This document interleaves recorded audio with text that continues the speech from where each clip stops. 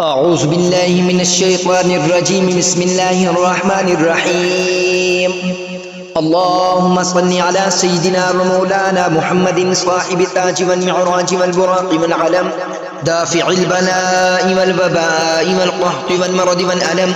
اسمه مكتوب مرفوع مشفوع منقوش في اللوح والقلم. سيد العرب والعجم. جسمه مقدس معطر مطهر منور في البيت والحرم. شمس الضحى بدر الدجى صدر العلا نور الهدى كاف المرى مصباح الظلم.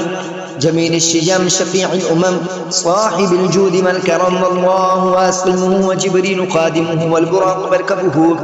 والبراق مركبه والمعراج سفره وسدرة المنتهى مقامه وقاب قوسين مطلوبه والمطلوب مقصوده والمقصود موجوده. سيد المرسلين خاتم النبيين شفيع المذنبين أنيس الغريبين رحمة للعالمين راحة العاشقين مراد المشتاقين شمس العارفين سراج السالكين مصباح المقربين محب الفقراء والغرباء والمساكين.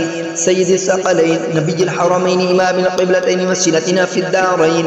صاحب قاب قوسين محبوب رب المشرقين ورب المغربين.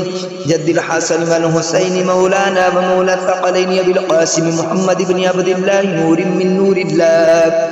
يا أيها المشتاقون بنور جماله بلغ العلا بكماله كشف الدجى بجماله حسنت جميع خصاله. صلوا عليه وآله وأصحابه وسلموا تسليما كثيرا كثيرا كثيرا.